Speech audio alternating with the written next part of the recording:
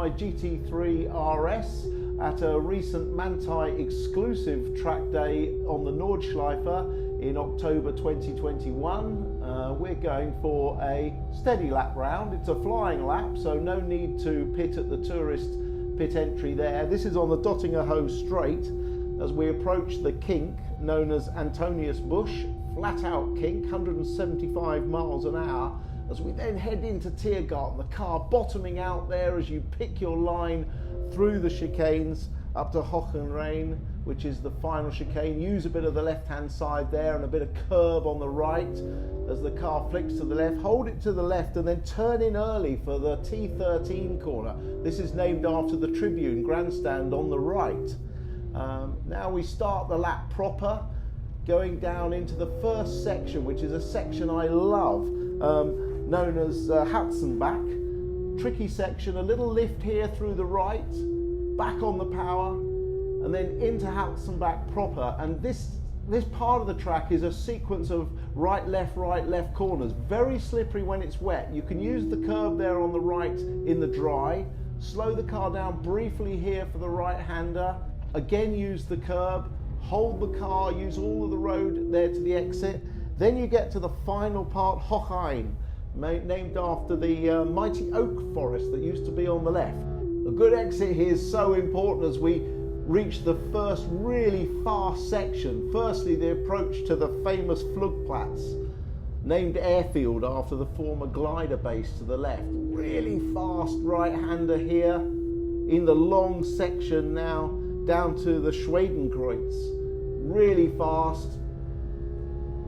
Hold the car in the middle of the road, look ahead, look a long way ahead. You can go over this crest before you settle the car on the brakes into the left-hander at Schwedenkreuz, and then brake hard down to Arenberg.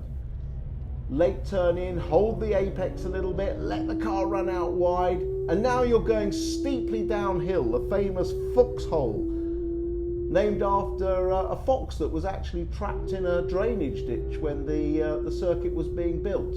But try to get all the way down to the bottom here and then settle the car on the brakes, use the curb on the left. You can carry a lot of speed into here.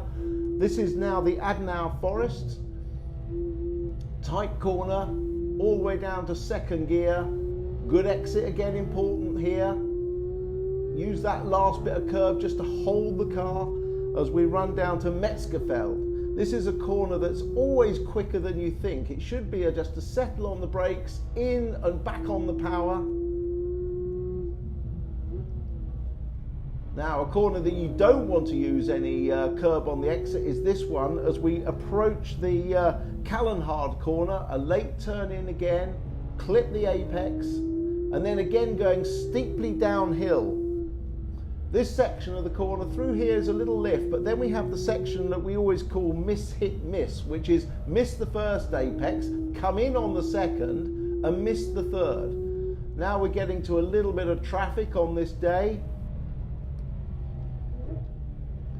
This is Vierseffen, which is the slow left-hand corner as we come out and go down towards the Breitscheid Bridge, the famous Adenauer Hotel opposite. And again, a lot of traffic on the road ahead, but this is a Manthey day, so the guys are out enjoying themselves.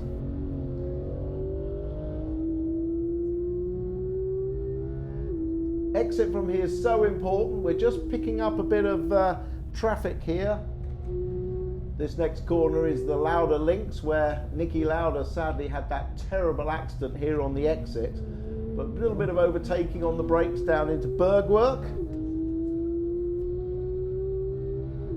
Now a good exit, and we have this long flat out section here. A bit of traffic for me to negotiate. This is an exclusive Manthey day, so I can pass either side, but I was a bit unsure where this car was going to go in front. It's one of the Paolo Barilla special edition 992 cars, only 14 of those actually made, and a beautiful car it is too. Now there's some space to overtake. Normally this whole section will be absolutely flat out, even through here as we come up to the Mut curve or Courage corner. This is the next one here. This will be the first time you'd settle the car on the brakes. Very little runoff here, really fast corner.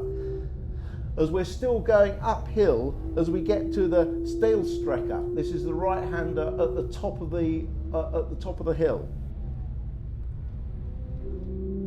Finally we get there, and we're now on a section everybody knows well from lots and lots of YouTube videos, the famous Carousel. This is actually named the Carousel Carousel after Rudolf Carousel, who was allegedly the first one to use the drainage ditch on the left. You need to pop out just at the exit of the concrete section there, and now we come up to a section I absolutely love, which is uphill section towards Hoacht. This first left-hander is almost flat, then you need to settle the car on the brakes for this uphill chicane, hold it a bit to the left, open the steering, and now we're at the highest point of the circuit, Hoacht. Right-hander. Now this next section is absolutely fantastic. Series of right, left, rights. Some you can use the curbs, some you can't. This is Whipperman, which is basically Seesaw Man, as it used to be bumpy. Using the curbs there, you see, as we get to Brunchen. This is a difficult corner because you can't see the exit, even though there is some tarmac and curb runoff there, as we now run down to another well-known section at Brunchen, where you always see lots of spectators on the left videoing and watching the cars. The right-hander on the exit of Brunchen is often known as YouTube corner because there are so many videos here of it. This next corner, ice curve, known as a slippery corner that always takes a long time to dry, even in fine weather. As we now go down to the first of the two Flansgarten jumps, you can brake a little bit before or a little bit after, but not on the hump itself. And now we go down to the Flansgarten 2, Flansgarten meaning jump hill really. Here it comes. Car can get over the top there, but you need a good line through this next section because all these curbs come at you blind. This is the Stefan Bellof S's as we run down to Schwalbenswans, which is a section of track named after the image of a swallow's tail. But a tricky section all the same, and one to carry a lot of speed as we approach the little carousel, the Kleines Carousel.